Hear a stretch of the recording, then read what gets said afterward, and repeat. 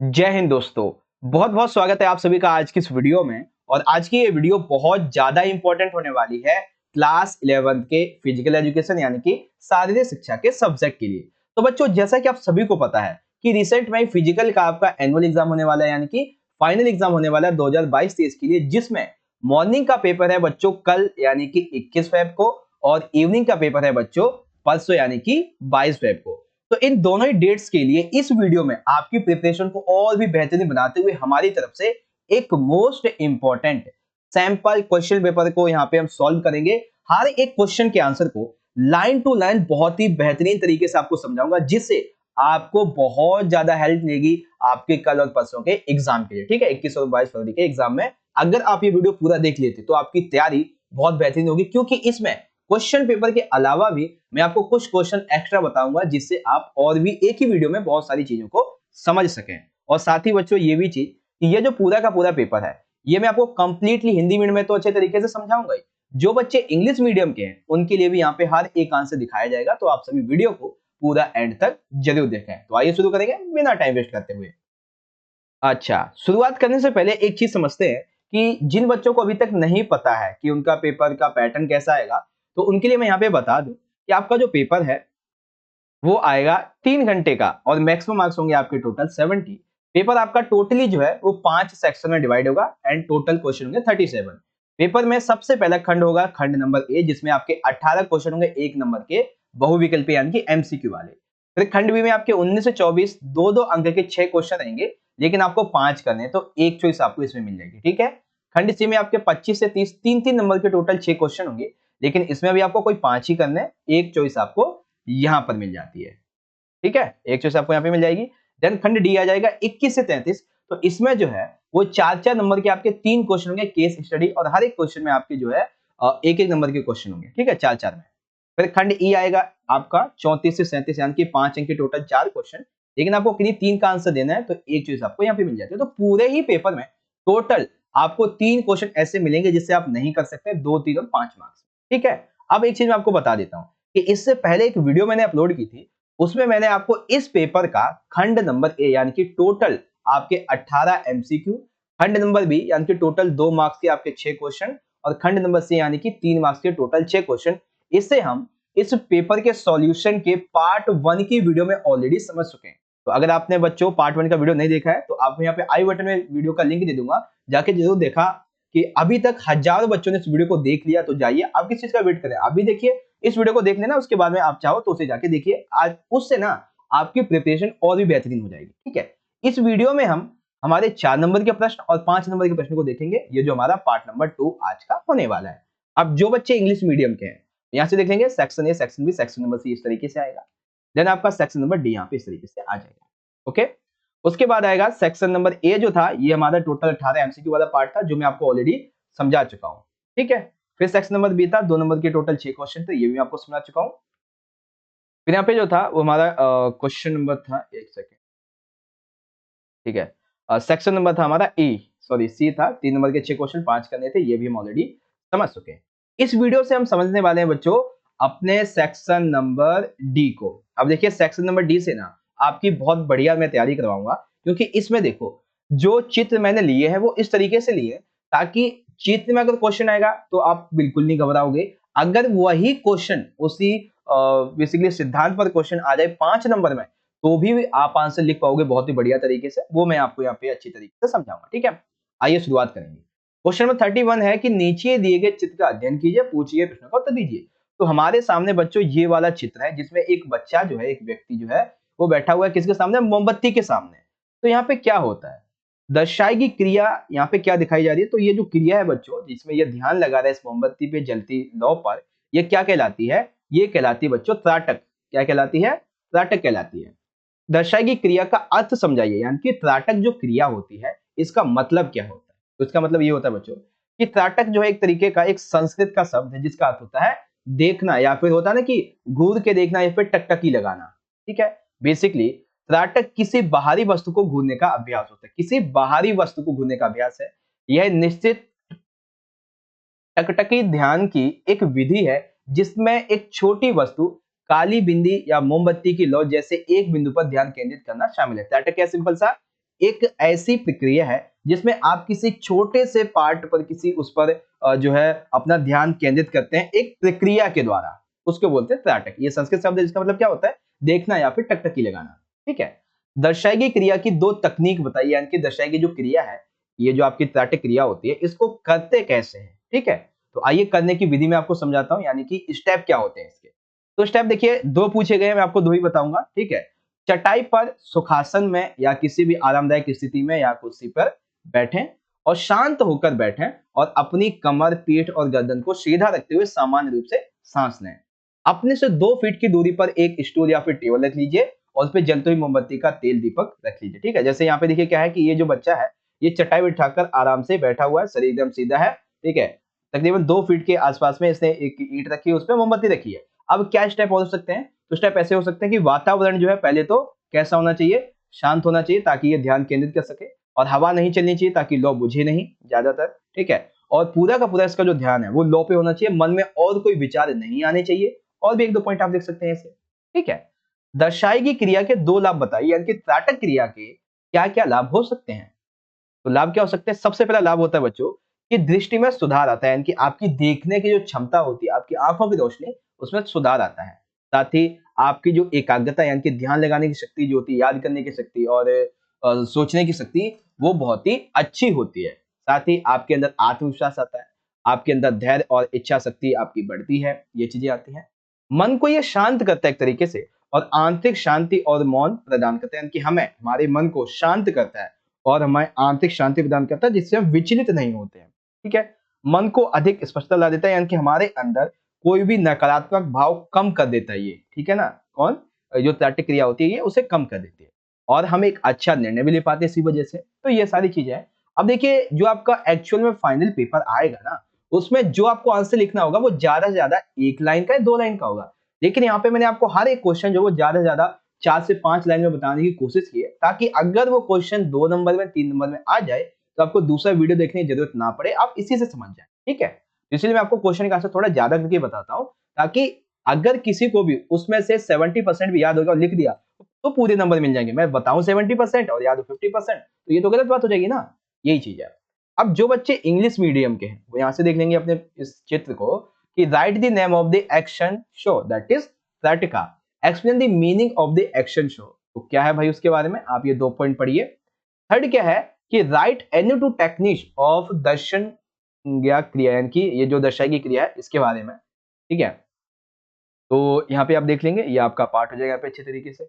Okay, and उसके बाद में तीसरा चौथा क्या है कि write any two benefits of darshan kriya. तो क्या है टू बेनिफिट दर्शन क्रिया के, मतलब जो दर्शन क्रिया नहीं, त्राटक क्रिया, वहां पे दर्शाई क्रिया लिखा हुआ है, हिंदी में लिख गया गलती से।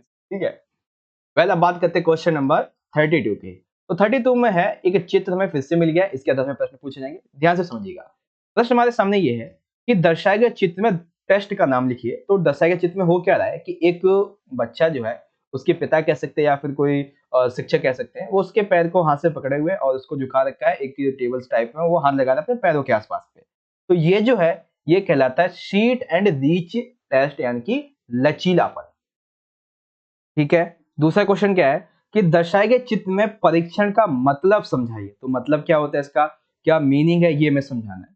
तो सिट एंड रीच जो टेस्ट यानी कि लचीलेपन के लिए किया जाता है, इसमें होता ये है कि पीठ के निचले हिस्से और हैमस्ट्रिंग की मांसपेशियों के लचीलेपन के आकलन का परीक्षण है, यानी कि पीठ का हमारा जो निचला हिस्सा होता है और मांसपेशियों के लचीलेपन के आकलन का ये परीक्षण है। यह फ्लेक्सीमीटर यानी कि सिट एंड रीच बॉक्स के लिए तय मापक पैमाने पर हाथ रखकर और घुटने को झुकाए बिना पैरों को सिट एंड रीच बॉक्स पर रखकर टंक को आगे खींचना और इसका सरल परीक्षण कहलाता है। जैसे आप यहाँ पे देख सकते हैं, एक बॉक्स इसने रखा हुआ है, पैर यहाँ पे रख रखे हैं और अपने शरीर को ज्यादा से जितना हो सकता है उतना आगे की तरफ ये खींच रहा है। ठीक है, दिखाए गए चित्र में टेस्ट के लिए जरूरी इक्विपमेंट क्या चाहिए। तो इक्विपमेंट क्या चाहिए इसके लिए सबसे जरूरी, तो सबसे जरूरी जो इक्विपमेंट है वो ये है कि एक चाहिए फ्लक्सोमीटर, क्या चाहिए, फ्लेक्सोमीटर चाहिए। ये क्या होता है, कैसा है, तो 12x12 साइड्स के साथ में ये सिट एंड रीच बॉक्स होता है, 12x10 के साथ में आगे पीछे वाला होता है, इस तरीके से ये चाहिए होता है। ठीक है, अब इसकी स्कोरिंग कैसे की जाती है, तो दर्शा के चित्र में टेस्ट की स्कोरिंग कैसे की जाती है। तो स्कोरिंग इस तरीके से होती है कि नॉर्मल पहले की स्थिति और अंतिम स्थिति के बीच में अंतर सेंटीमीटर और मिलीमीटर में अंतिम स्कोर के रूप में दर्ज किया जाता है। यानी कि जब शुरुआत होती है इस प्रक्रिया की, तो उसका जितना प्रारंभ होता है पहले वो नाप लिया जाता है, और जब एंड होने वाला होता है उसके टाइम, तो उसको माप लिया जाता है, और इस आधार पे पता चल जाता है कि उसका कितना स्कोर हुआ है इस टेस्ट के माध्यम से। ठीक है, तो अगर अब आपसे ये पूछा जाए कि सिट एंड रीड टेस्ट का वर्णन कीजिए, तो 5 नंबर आप बता देंगे होता क्या है। ठीक है, उपकरण क्या चाहिए, स्कोरिंग क्या चाहिए, और परीक्षण वैसे थोड़ा सा यहाँ पे बड़ा हो जाता है, इसलिए मैंने लिया नहीं। इंग्लिश में आएगा कि write the name of the test in this visual picture sit and reach test flexibility and the meaning of this one. तो meaning is here and see the picture what is the necessary equipment for the test, that is ये answer number third. And now fourth is here कि once scoring is tested in the picture on the same, यानी कि क्या basically scoring होती कैसे। Now question number 33 यहाँ पे आ जाता है। अब ये जो है ये मानवीय लंग्स को यहाँ पे दर्शाया गया। ठीक है, हालांकि इंग्लिश में है, जो रेस्पिरेटरी सिस्टम होता है हमारा उसके बारे में है। लंग्स से आप क्या समझते हैं, यानी कि जो फेफड़े होते हैं इनसे आप क्या समझते हैं। तो फेफड़े जो है बच्चों, ये हमारी श्वसन क्रिया के प्रमुख अंग होते हैं। ये स्पंजी गुलाबी रंग के अंग आपकी छाती के दो उल्टे शंकु की तरह होते हैं। फेफड़े को दो भागों में बांटा जा सकता है। ठीक है, दो भाग कौन से होते हैं, एक दायां एक बायां फेफड़ा। तो दायां जो फेफड़ा होता है ये किससे बना होता है, तो दायां फेफड़ा बना होता है बच्चों तीन पतली तीलियों एक सेकेंड, दायां फेफड़ा तीन पालियों से बना होता है। हाँ ठीक है, उसके बाद लेफ्ट लंग यानी कि जो बायां फेफड़ा, तो वो किससे बना होता है, तो बायां फेफड़ा आपके दिल की जगह बनाने के लिए केवल दो लोब का होता है। कैसा, दो लोब का होता है, और दायां तीन लोब का होता है। ठीक है, डायाफ्राम से आप क्या समझते हैं, तो डायाफ्राम बच्चों जो है ये होता ये है कि डायाफ्राम एक पतली कंकाल की मांसपेशी है जो कि पेट को छाती से अलग करती है जब आप सांस ले रहे होते हैं तब। जब आप सांस लेते हैं तो ये सिकुड़ जाता है और चपट जाता है, और इसके आसपास ये प्रभाव पैदा करता है जो फेफड़ों में हवा खींचता है। तो हमारी श्वसन क्रिया में डायफ्राम बहुत ही जरूरी होता है। जब आप सांस छोड़ते हैं डायफ्राम आराम करता है और हवा फेफड़ों से बाहर धकेल दी जाती है। इस तरीके से डायफ्राम अपना कार्य संपूर्ण प्रक्रिया कर लेता है।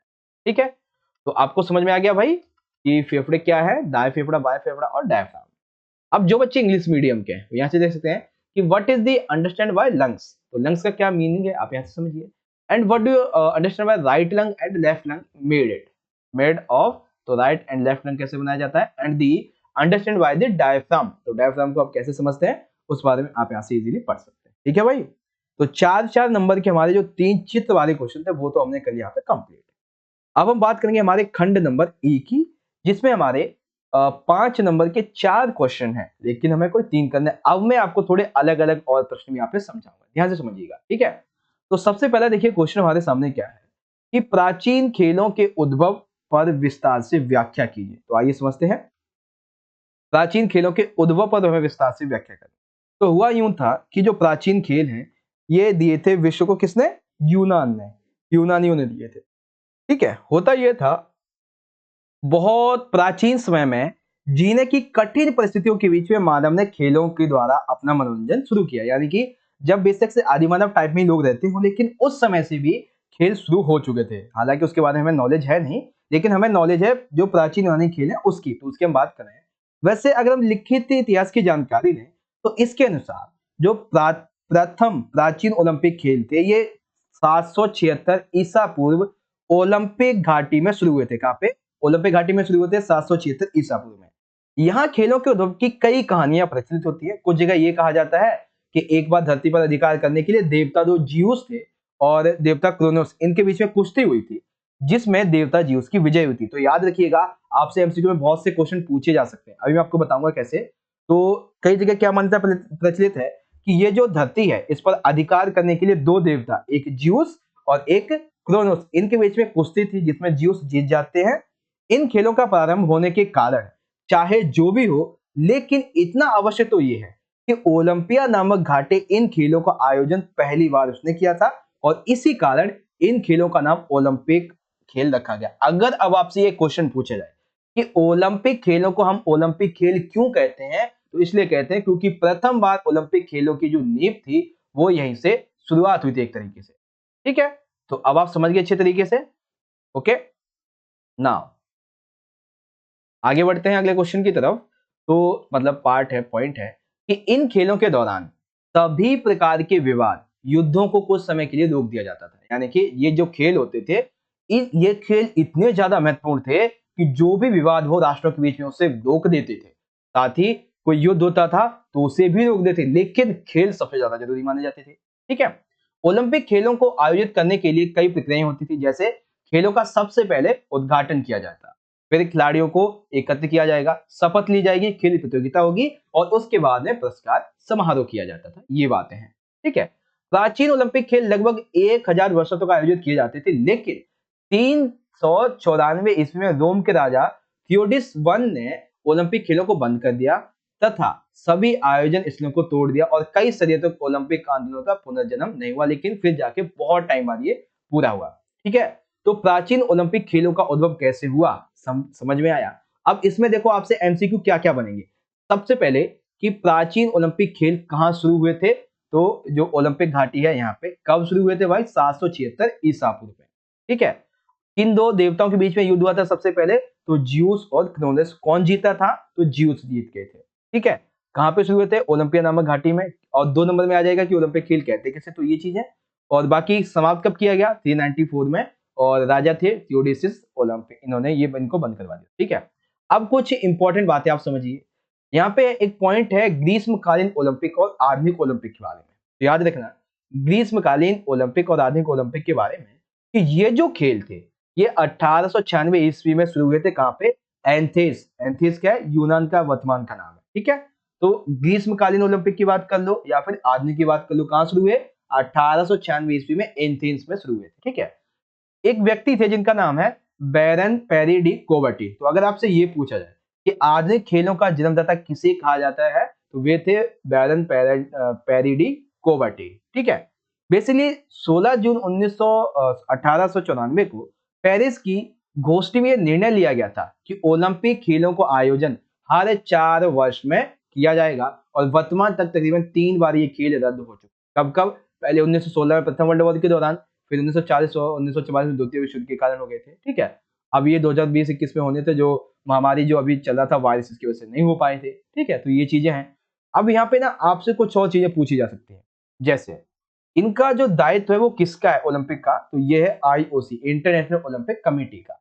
प्राचीन ओलंपिक कैसे होते थे, इनका आयोजन कैसे होता था, इनके आयोजन में मात्र जो सिर्फ यूनानी लोग थे वही इनका आयोजन करते थे, केवल यूनान में आयोजित होते थे। प्रतिभागी कौन होते थे, यानी कि कौन प्राचीन ओलंपिक खेलों में भाग लेते थे, तो केवल और केवल यूनानी। कब ये आयोजित होते थे, तो किसी भी धार्मिक त्योहार के लिए। कितने दिन तक चलते थे, तो कम से कम 5 वर्ष तक। और कितने सालों में एक बार होते थे, तो 4 सालों में एक बार हुआ करते थे। ठीक है। फिर बारी आती है आधुनिक की। तो आधुनिकों का आयोजन कब होता है, विश्व में ये कहीं पे भी किया जा सकता है। वर्तमान के प्रतिभागी किसी भी देश का नागरिक हो सकता है अगर वो योग्यता रखता है। और इनका उद्देश्य क्या था, ये वैश्विक शांति और विश्व को और ज्यादा मित्रता के भाव में लाने के लिए किए जाते हैं। कितने दिन तक चलते हैं, कम से कम 16 दिन तक।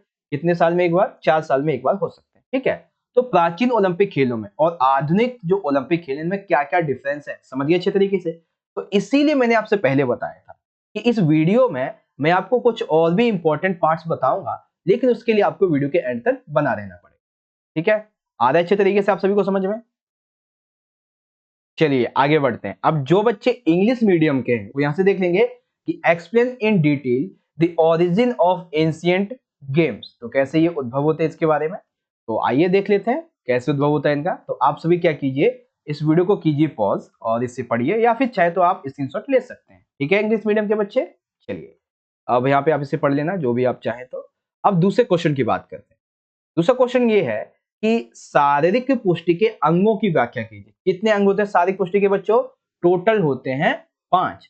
अब एक एक करके हम हर एक को यहाँ पे समझेंगे। तो सबसे पहले आता है बच्चों शक्ति, यानी कि हमारी जो शरीर है इसको और ज्यादा मजबूत करने के लिए, हमारे शरीर को आकलन करने के लिए क्या क्या अंग होते हैं। सबसे पहले अंग होता है शक्ति। किसी भी कार्य करने के लिए सबसे पहले हमें सबसे ज्यादा जरूरत होती है हमारे शरीर की सहन क्षमता की। ठीक है, सॉरी सहन क्षमता नहीं, बेसिकली हमें शक्ति चाहिए। ठीक है, शारीरिक हमारी जो सत्ता है, क्षमता है, वो हमें चाहिए होती है। जैसे कि मेडिसिन बॉल के साथ में व्यायाम करना, एक बॉल होती है उसके साथ में व्यायाम करना, आइसोमेट्रिक व्यायाम खींचना आदि, ये सभी किसको उदाहरण है, शक्ति के ही है। जब तक शक्ति नहीं होगी तब तक आप मेडिसिन बॉल के साथ खेल नहीं सकते, आइसोमेट्रिक व्यायाम परीक्षण नहीं कर सकते, ये चीज है। गति कैसे करती है भाई? तो जब एक व्यक्ति लगातार काम करता है तो उसकी ये गति प्रक्रिया कहलाती है। जैसे यह व्यक्ति की वो योग्यता होती है जिसके द्वारा एक ही तरह की क्रिया को बहुत तेज गति से करता है। जैसे मैं आपको पढ़ा रहा हूं तो ये मेरी एक क्रिया है, लेकिन अगर मैं आपको ये बोलता जाऊं ये व्यक्ति एक योग्यता होती है और एक शरीर में अधिकतम घुमाने के लिए होता है, ये हो गया, तो ये मेरी गति हो जाएगी, लेकिन इसका कोई फायदा तो है नहीं। लेकिन जब खेल की बात करते हैं ना, तो खेल में गति चाहिए भाई ज्यादा, तो ये उसी को दर्शाता है। शरीर के अंगों को अधिकतम घुमाने की क्षमता को गति में शामिल कर लेते हैं।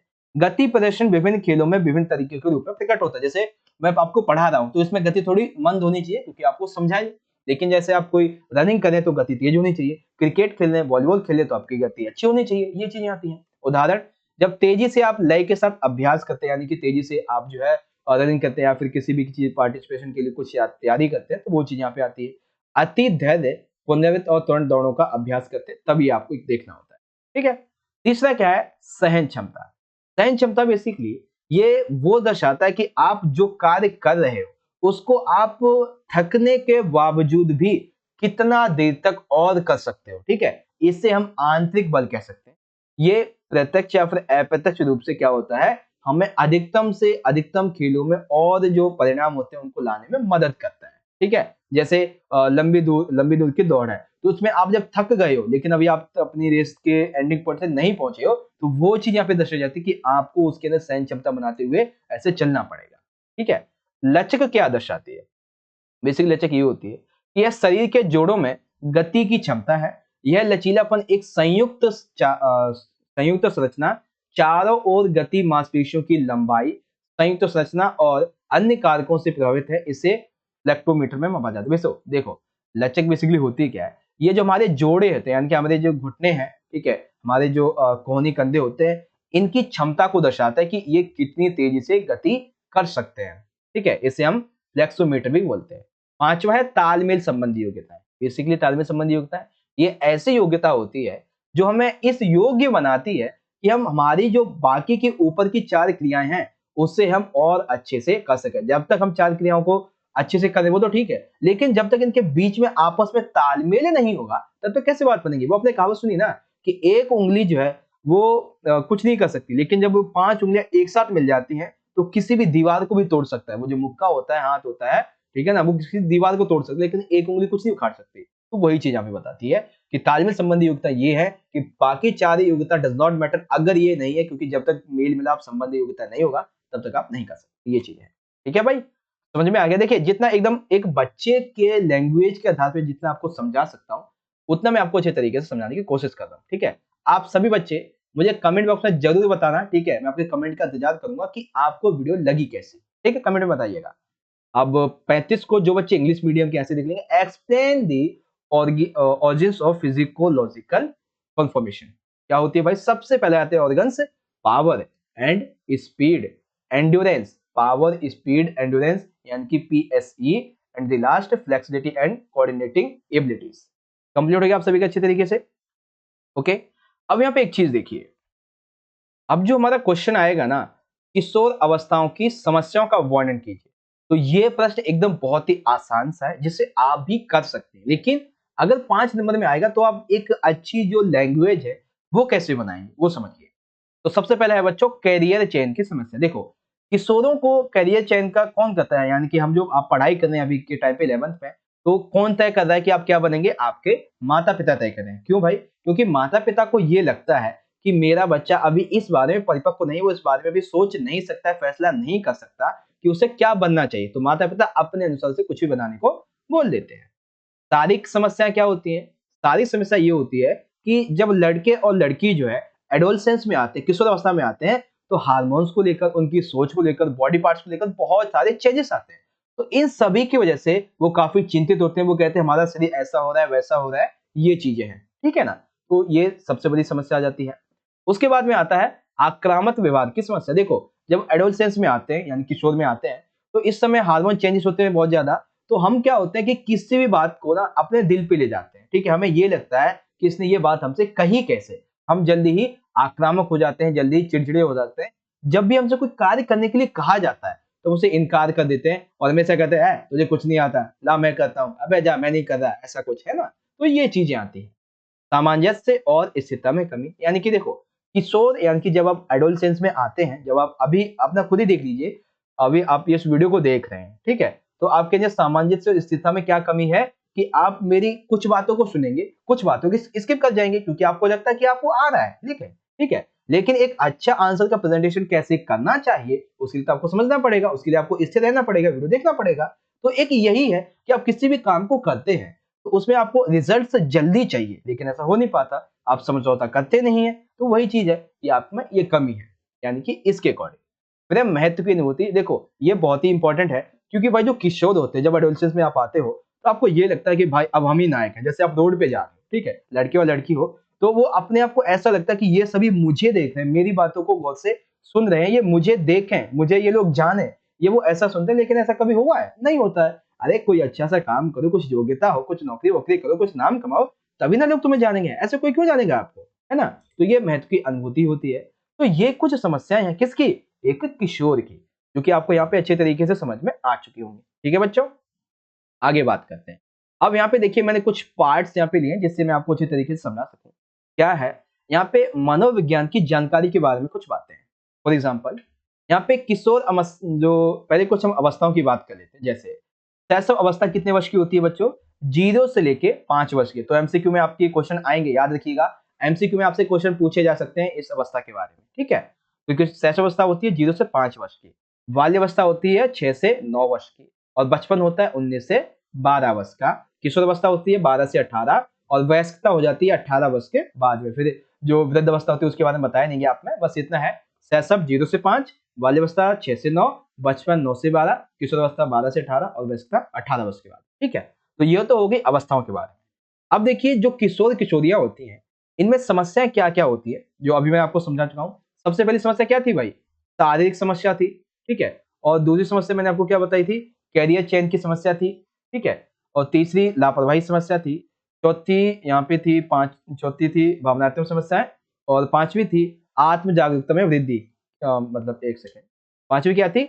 आत्म जागरूकता में वृद्धि। ये कैसी समस्या सर जी? ये समस्या इस तरीके से क्योंकि वो अपने आप को जानते हैं, जानने लगते हैं, तो उन्हें लगता है कि मतलब मेरा मेरा वजूद इतना ज्यादा है कि लोग मुझे मुझे जानना चाहिए, ये चीजें। फिर यह है कि यौन संबंधी समस्या है। ये सिंपल सी बात है कि एक जो मेल है और फीमेल है, ये एक दोनों दूसरे के प्रति अट्रैक्टिव होते हैं, तो कुछ समस्या ऐसी होती है वो कुछ भी कर सकते हैं इस मामले में, ठीक है?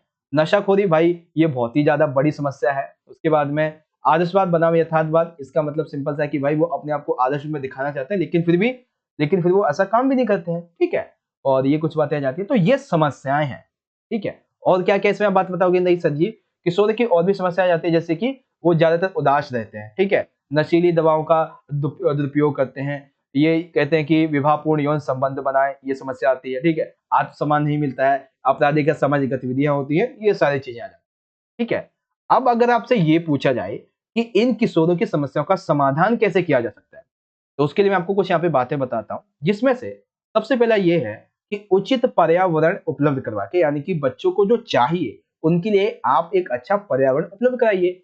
सही यौन शिक्षा, देखो आज के टाइम पे क्या होता है ना कि हमारी जो सोसाइटी है ना वो को सोसाइटी हो चुकी है, जिसे सेक्स एजुकेशन के बारे में बात करने को आप कहोगे तो वो आपको ही उल्टा डांट देंगे, ठीक है? लेकिन आज भी हजारों में से कुछ एक दो लोग ऐसे हैं जो इस बारे में बात कर सकते हैं। तो बच्चों को ये बात पता ही नहीं होती है कि शादी से पहले यौन संबंध नहीं बनाना चाहिए, ठीक है? और होता भी है तो प्रोटेक्शन टाइप में जो बातें आती है वो आ जाती है, लेकिन मतलब किसी को ये चीजें पता ही नहीं है, तो इसकी वजह से बहुत सारी समस्याएं आ जाती हैं।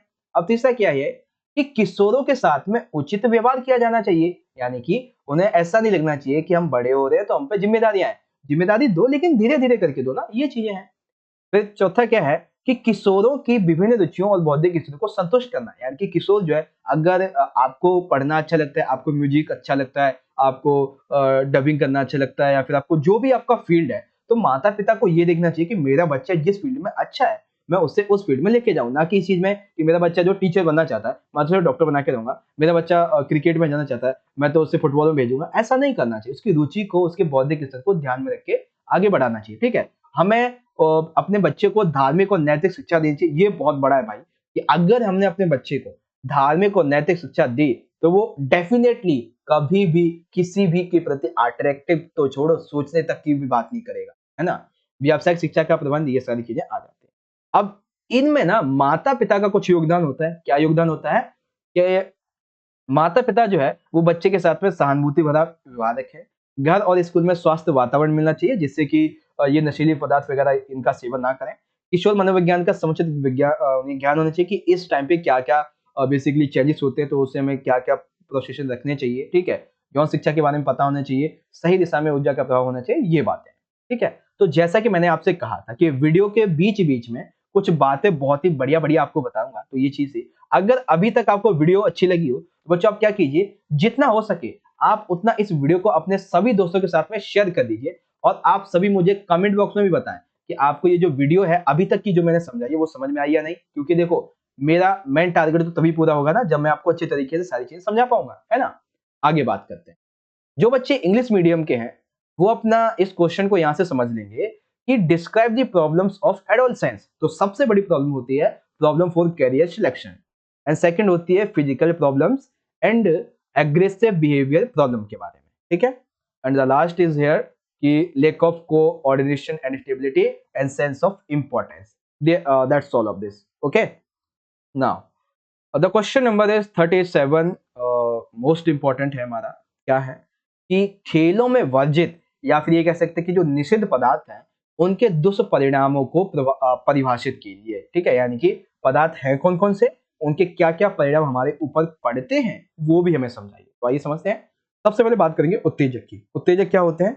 उत्तेजक जो है ये खिलाड़ियों के स्वास्थ्य को इतना ज्यादा बेसिकली प्रभावित करते हैं कि उनको भूख लगने में कमी हो जाती है, उनका सिर दर्द होने लगता है, उन्हें में तनाव बढ़ता है, रक्त दाब यानी कि ब्लड प्रेशर हाई और कम होता है, उनका जो तापमान होता है pH 1 वो बहुत ज्यादा बढ़ने लगता है। उत्तेजक ये दर्शाता है। और एनाबोलिक स्टेरॉइड्स क्या होते हैं? ये बेसिकली कई खिलाड़ी जो होते हैं वो अपनी खेलने की जो शक्ति होती है उसको बढ़ाने के लिए करते हैं। लेकिन अगर इसको डेली बेसिस पे या फिर टाइम टू टाइम लेते रहोगे आप, तो इसके बहुत नकारात्मक प्रभाव हमारे शरीर पे पड़ते हैं। जैसे खिलाड़ी के चेहरे पर, चाहे महिला हो चाहे पुरुष हो, अधिक बाल आने लगते हैं। महिलाओं में मासिक धर्म में अनियमितता आती है, महिला या पुरुष हो दोनों में तनाव बढ़ने लगता है, अधिक गुस्सा आता है, मानसिक अवसाद होता है, पुरुषों में गंजापन आ जाता है, ठीक है, ये चीजें आती है। उसके बाद तीसरा है कन्नाबाइजन, ठीक है ना। इसका नाम थोड़ा सा मैं पढ़ भी नहीं पा रहा हूँ, मतलब कुछ ऐसा ही है, ठीक है, आप इसे पढ़ रहा है। इसका उपयोग करने से क्या होता है कि ज्यादा उपयोग करेंगे तो आपकी एकाग्रता यानी कि आपके खेल में ध्यान लगाने की जो शक्ति है ये उसमें कमी कर देता है। आपको जीभ, गले, फेफड़े आदि का इससे कैंसर भी हो सकता है, ठीक है। चौथा क्या है बच्चों? चौथा है बीटा ब्लॉक्स। बीटा ब्लॉक्स ये क्या करता है? इसके सेवन से आपको जो है ना आपकी जो सहन क्षमता होती है, खेलने में सहन क्षमता जो होती है आपकी, वो उसमें कमी आएगी। आपकी पाचन शक्ति बहुत कमजोर हो जाएगी, आपका सिर बहुत ज्यादा दर्द होगा, रक्तचाप होगा, पेट संबंधी जो रोग होंगे वो आपके ज्यादा बढ़ जाएंगे, ये चीजें हैं, ठीक है। उसके बाद में नशीली दवा या फिर नार्कोटिक्स, ये आपने बहुत सारी मूवीज में भी देखा होगा कि जो विलेंस होते हैं वो नार्कोटिक्स वगैरह नशीली दवाओं का बहुत ही ज्यादा जो वो करते हैं, क्या कहते हैं, खरीद फरोख्त करते हैं, ठीक है, अवैध तस्करी करते हैं, पुलिस पकड़ती है, यही चीजें हैं, ठीक है। मूवी में आखिर होता ही क्या है? यही तो चीज होती है। कहानी शुरू हुई, एंड हो गई, बीच में मजा आया तो ठीक है, नहीं मजा तो बर्बाद हो, पैसा बर्बाद, ये चीज होती है, ठीक है ना। तो बेसिकली नार्कोटिक्स या फिर नशीली दवा जब आप लेते हैं तो इन दवाओं के सेवन से खिलाड़ी को कई समस्या जूझनी पड़ती है। जैसे सबसे पहला वो मानसिक रूप से बहुत ही बेकार हो जाता है, उसे यही नहीं पता रहता कि वो कब बेहोश हो जाएगा, कब उसकी स्थिति क्या है, वो क्या कर रहा है, क्या बोले, कुछ नहीं पता चलता। उसका शारीरिक जो संतुलन है वो बहुत ही ज्यादा बिगड़ जाता है, उसे ये भी नहीं पता चलता कि उसने किस हालत में क्या कर दिया है, ठीक है ना। उसे कब्जी, उल्ट, बेहोशी आने लगती है। ड्यूरेटिक्स क्या होता है? ड्यूरेटिक्स के सेवन से आपको, जो आप पानी पीते हैं तो आपके अंदर पानी जो है ना, आपके अंदर H2 है उसकी कमी हो जाती है, साथ ही आपको चक्कर आने लगता है। देखो, पानी की कमी होगी तो चक्कर तो सिंपल सी बात आएगा ही। आपके शरीर की मांसपेशियां फटने लगती हैं, ठीक है। पोटेशियम की आपके अंदर बहुत ही ज्यादा कमी होने लगती है, जिससे आप खेल में ध्यान वगैरह बहुत कुछ चीजें नहीं कर सकते, ठीक है। तो ये वे बातें हैं बच्चों जो खेलों में वर्जित पदार्थों के बारे में, जिसमें से सबसे पहले क्या है? उत्तेजक है, एनाबॉलिक स्टेरॉइड्स है, कन्नरवाइजिन है, ठीक है। उसके बाद बीटा ब्लॉक्स है, नशीली दवा या फिर नार्कोटिक्स है, और ड्यूरेटिक्स है। कंप्लीट। अब जो बच्चे इंग्लिश मीडियम के हैं वो यहाँ से देख लेंगे, define prohibited substance in sports and their side effects. तो सबसे पहला क्या है सब्सटेंस? वो है stimulant and anabolic steroids and कर्नावाइजन, इसका मैं नाम इंग्लिश में भी नहीं पढ़ पा रहा हूँ, ठीक है, नाम थोड़ा सा खतरनाक है। ओके, एंड उसके बाद है बीटा ब्लॉक्स एंड ड्रग्स और नार्कोटिक्स एंड द लास्ट ड्यूरेटिक्स। तो इस तरीके से आपका ये पेपर यहाँ पे एंड होता है। तो यहाँ पे मैं आपको कुछ और चीज बताता हूँ कि अगर आपको इसे एक नॉर्मली रूप में याद करना है तो आप ऐसे कर सकते हैं कि उत्तेजक जो है ये क्या है, ये एक प्रतिबंधित पदार्थ है। इसके दुष्प्रभाव क्या होते हैं, तो भूख की कमी, तनाव से दर्द। नशीली दवा या फिर नार्कोटिक्स से क्या होता है, तो ये कुछ इसके आ जाते हैं।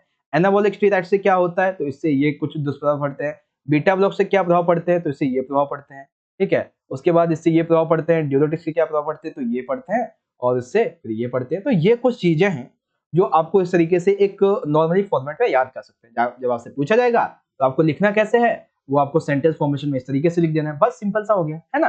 तो इस पेपर के बीच में भी मैंने आपको कुछ क्वेश्चन को यहाँ पे बताने की कोशिश की, और आई होप कि आप सभी को जो मैंने इस वीडियो में समझाया है वो आपको बहुत अच्छे तरीके से समझ में आ चुका होगा, ठीक है।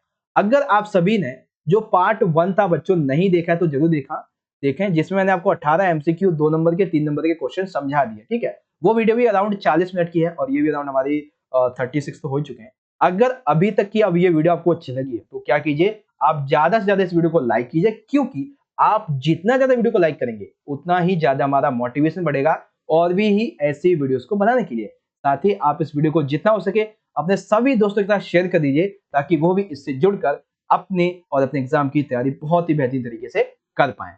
बाकी बच्चों मिलेंगे आपसे अगली वीडियो में, तब तक के लिए आप पढ़ते रहिए और अपना ख्याल रखिएगा। बहुत बहुत धन्यवाद और all the best for exam, best wishes for your physical education exam. Okay, now the end. जय हिंद, वंदे मातरम।